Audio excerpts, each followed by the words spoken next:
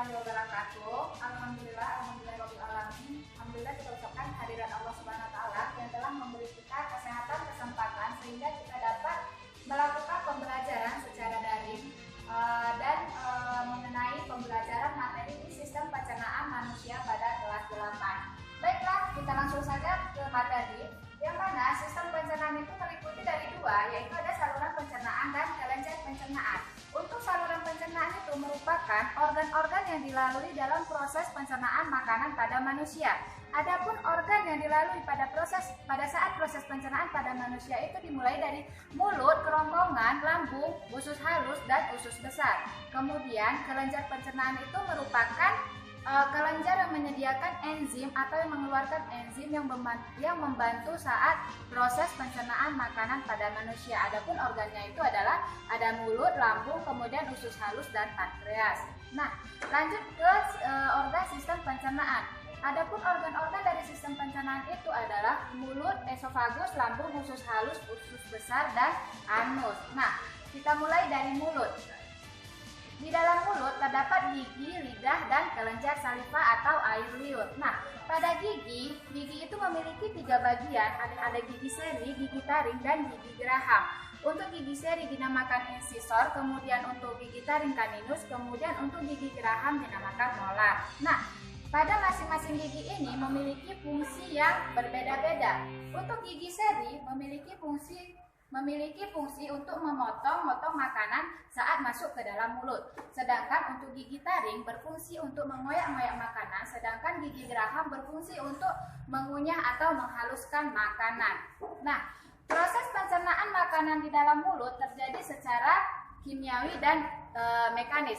Untuk proses secara mekanis terjadi saat gigi memotong atau mengoyak makanan di dalam mulut. Nah, untuk kimiawi, pencernaan yang dibantu oleh enzim pencernaan atau makanan yang dibantu oleh enzim pencernaan yaitu terdiri dari enzim atau kelenjar saliva atau air liur. Nah, ada 3 kelenjar saliva pada mulut. Yang pertama ada parotis, kemudian sublingual, dan submandibular.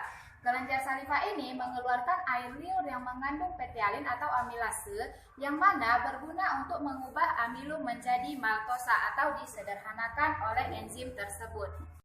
Rongga mulut, lidah menempatkan makanan di antara gigi-gigi sehingga makanan mudah dikunyah atau dihaluskan atau dicampurkan dengan air liur atau kelenjar saliva pada proses pencernaan makanan. Nah, makanan yang sudah masuk atau yang sudah berbentuk halus atau lembek akan masuk menuju ke kerongkongan atau esofagus. Nah, di dalam esofagus ini berbentuk tabung lurus, berotot lurik, dan berdinding tebal.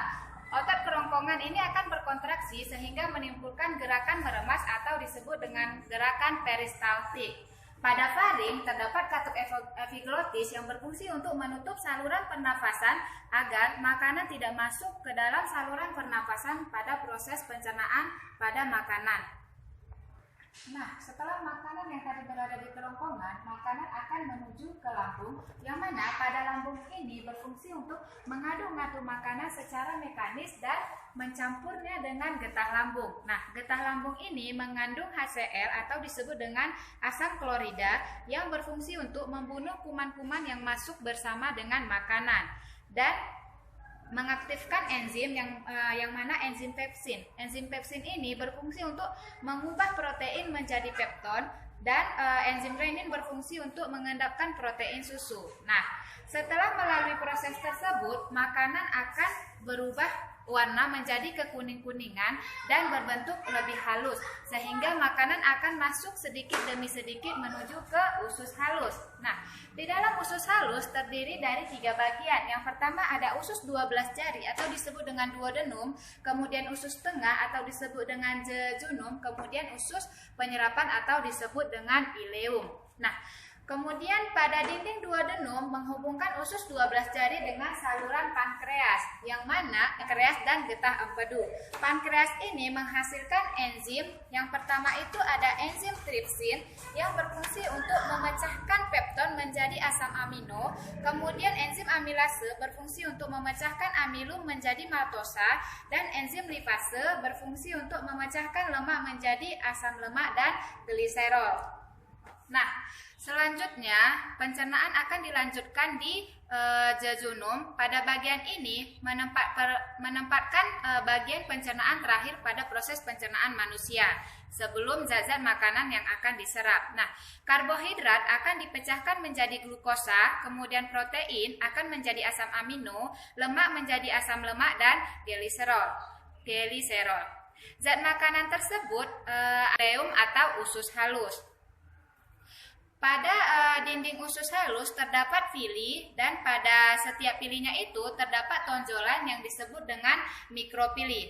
Mikrovili ini yang berfungsi untuk menyerap zat-zat makanan. Pada setiap vilinya itu terdapat tonjolan kecil yang disebut dengan mikrovili, dan zat makanan akan diserap oleh vili dan akan masuk ke dalam sistem transportasi untuk diedarkan ke seluruh sel-sel tubuh manusia. Nah, bagian darah yang membawa dan mengedarkan zat-zat makanan ke seluruh tubuh itu adalah plasma darah. Plasma darah ini mengedarkan sampai ke sel-sel tubuh.